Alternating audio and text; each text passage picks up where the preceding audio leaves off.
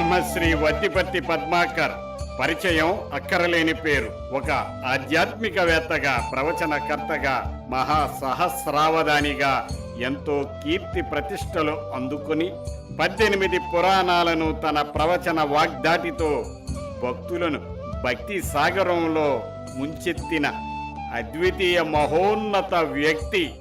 కాదు ఒక మహాశక్తి. బ్రహ్మశ్రీ వద్దిపత్తి పద్మాకర్ గారి జ్ఞాపకాలు. నమశివాభ్యాం నవయౌవనాభ్యాం పరస్పరాశ్లిష్టవపుర్ధరాభ్యాం నగేంద్రకన్యా వృషకేతనాభ్యాం నమో నమః శంకర పార్వతీభ్యాం అని ముందుగా ఆది దంపతులకు నమస్కారం చేసుకుంటున్నాం. మా నాన్నగారి పేరు, అసలు పేరు బ్రహ్మశ్రీ వద్దిపత్తి వెంకటేశ్వర శర్మ. వెంకటేశ్వర శర్మ అని తండ్రి గారు పెట్టినా ఆ రోజుల్లో ఉండేటటువంటి వాళ్ళు సరదాగా స్నేహితులు వాళ్ళు వెంకటాచలపతి అన్నారు. వెంకట అని పేరు కలిగిన అచలము అంటే కొండ అంటే వెంకటగిరి. ఈ వెంకటాచలపతి వెంకటేశ్వరుడు అన్న ఒకటే. ఈ వెంకటాచలపతి కాస్త కొంతకాలం పోయేసరికి ఏమైంది, వెంకట తీసేశారు, చలపతి అన్నారు. చివరికి చలపతిరావుగా అయిపోయింది. అందువల్ల చిట్ట చివరికి చలపతిరావుగా ప్రసిద్ధికి ఎక్కారు వారు. నాన్నగారు 1916వ సంవత్సరంలో తూర్పుగోదావరి జిల్లా కాకినాడకి దగ్గరలో కేవలం 10 కిలోమీటర్ల దూరంలో ఉన్న రామేశ్వరం అనే ప్రాంతంలో జన్మించారు. 1916 ఆగస్టు నెల. ఆ మహానుభావులు 8 ఏళ్ల వయస్సులో వారణాసి వెళ్ళి భాష్యాంత వ్యాకరణం చదువుకుని హిందీ నేర్చుకుని తెలుగు సహజ సిద్ధంగా వారి మాతృభాష కాబట్టి అందులో కూడా పాండిత్యం సంపాదించి దీనితో పాటుగా పారసీ భాష, ఉర్దూ భాష, ప్రాకృతం, పైశాచికం, అరవం ఇన్ని భాషలు నేర్చుకుని 8 భాషల్లో పండితులు అయ్యారు. ఆ వెంకటేశ్వర శర్మ గారు లేక వెంకటాచలపతి, చివరికి చలపతిరావుగా మారిన మా నాన్నగారు అటువంటి పండితులు. ఇక మా అమ్మగారు ఆ కాకినాడకి దగ్గరలో ఉన్న గురదనాపల్లి అనే ఒక పల్లెటూరు. ఆ గురదనాపల్లిలో జన్మించారు ఆవిడ. ఆవిడ పేరు శేషమణీదేవి. ఈ శేషమణీదేవి గారికి నాన్నగారికి బహుశా 1948లోనో 49లోనో పెళ్ళయింది. ఎందుకంటే ఆ రోజుల్లో రికార్డులు లేవు. మేము కూడా చిన్నప్పుడు వాటి గురించి ఎక్కువ పట్టించుకోలేదు సాధనలో ఉండడం వల్ల. ఏమైనా శేషమణీదేవి మా అమ్మగారు సహజంగా సంస్కృతం చదువుకున్నావిడ. నాన్నగారి దగ్గరికి వచ్చాక నాన్నగారు ఆవిడకి హిందీ, సంస్కృతం, తెలుగుల్లో పూర్తిగా పాండిత్యం నేర్పారు. హిందీలో ఆ రోజుల్లో విశారద చదువుకుని హిందీ పండిట్ అయ్యారు. సంస్కృతంలో వ్యాకరణం చదివారు. తెలుగులో అమరము, ఆంధ్రనామ సంగ్రహము ఈ రెండింటిలో అమరమేమో సంస్కృతానికి నిఘంటు అయితే ఆంధ్రనామ సంగ్రహం తెలుగు పదాల యొక్క నిఘంటువు. సంస్కృతంలో మృత్యుంజయ అని తెలుగులో మిత్తిగొంగ అని ఉంటుంది. ఈ విధంగా ఇటు అమరం సంస్కృతానికి సంబంధించి, ఇటు తెలుగులో ఆంధ్రనామ సంగ్రహం కూడా కంఠస్థం. ఆవిడికి భాగవతం పూర్తిగా కంఠస్థం.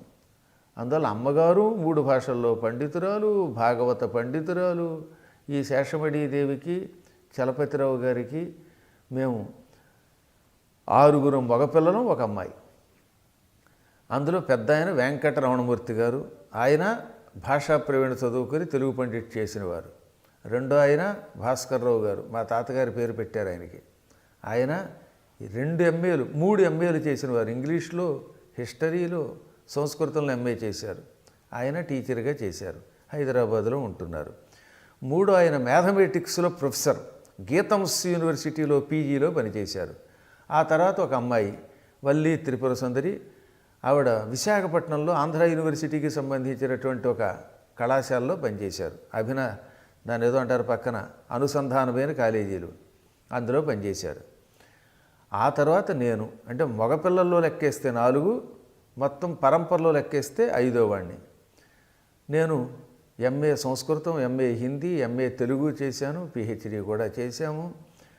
సర్ సిఆర్ రెడ్డి కాలేజీలో ఏలూరులో 14 సంవత్సరముల పాటు తెలుగు లెక్చరర్గా పనిచేసి ఇదిగో ఈ పీఠస్థాపన వల్ల అది కూడా వదిలేయవలసి వచ్చింది. నా తర్వాత వాడు LICలో ఏజెంటు రత్నాకర్ గారు. ఆ తర్వాత వాడు ఎంటెక్, ఎంఎస్సి, పిహెచ్డి అన్నీ చేసినటువంటి వాడు విప్రో కంపెనీలో కొంతకాలం చేశాడు, టెక్ మహీంద్రలో చేశాడు, ఇలా ఎన్నో కంపెనీలో చేస్తూ ప్రస్తుతం ఫిన్లాండ్లో ఉంటున్నాడు. ప్రస్తుతానికి ఇది మా కుటుంబానికి సంబంధించినంత వరకు అందరూ కూడా ఉన్నత స్థాయిలో ఉద్యోగాల విషయంలో ఉన్నారు. హాయిగా సంపాదన కూడా సంపాదించిన వారే. ఇందులో ఎవరికి దేనికి లోటు లేదు. ఆధ్యాత్మిక సంపదకి కానీ భౌతిక సంపదకి కానీ లోటు లేకుండా పవిత్రంగా ఆనందంగా గడుపుతున్నారు. కుటుంబంలో భార్యాభర్తలు అందరూ కలిసే ఉంటారు. అన్నదమ్ములం 6 మా సోదరీమణి ఒకరంటే ఒకరికి ప్రాణంగా కలిసే ఉంటారు. ఎల్లవేళలా కలిసి తిరుగుతూనే ఉంటాం. అందులో ఈ మధ్యకాలంలో నాతో పాటు వాళ్ళు వచ్చి భాగవత సప్తాహాలు కూడా చేస్తున్నారు. ఇంకెంతకంటే జీవితానికి కావాల్సిందే ఉంది. ఈ ప్రశ్నకి 3 అని చెప్పాలి. 1, అమ్మగారు పుట్టుకతో భక్తురాలు. ఆవిడ శివుణ్ణి విష్ణువుని సమానంగా చూడగలిగిన అద్భుత అద్వైత తత్వస్వరూపిణి. ఆవిడికి భాగవతం కంఠస్థం. రోజు భాగవతంలో ప్రతి పద్యము చదువుతుంది. అందులో ప్రహ్లాద చరిత్ర అయితే అనునిత్యం చదువుతూనే ఉండేది. అది చదువుతూనే వంట చేసేది ఆవిడ. కాబట్టి పరమ భాగవతోత్తమురాలు. ఇక విష్ణువు గురించి ఆవిడ చెప్పాలంటే ఆవిడ విష్ణువు గురించి వర్ణించి చెబుతూ ఉంటే ప్రహ్లాదుడు అంతటి వాడు కూడా మన కళ్ళ ముందు కనపడతాడు. కాబట్టి పరమ వైష్ణవురాలు. పూజ చూస్తే శివ పూజ చేసేది విభూతి పెట్టుకుని. శివుడి మీద విష్ణువు మీద సమానమైన భక్తిని చిన్నప్పటి నుంచి మా అమ్మ కల్పించింది. మా అమ్మ గురించి చెబుతూ ఉంటే నేను ఒకసారి మర్చిపోయి ఇంటర్వ్యూ చేస్తున్నానా లేకపోతే నా గురించి చెబుతున్నానా అనేది మర్చిపోయి నేను మళ్ళీ వేరే లోకానికి వెళ్ళిపోతాను. ఆవిడ మందార మకరంద పద్యాలు చదువుతూ ఉంటే రాళ్ళు కరిగిపోయేవి. ఆవిడ కంఠం సన్నగా ఉండేది, చక్కగా పడేది.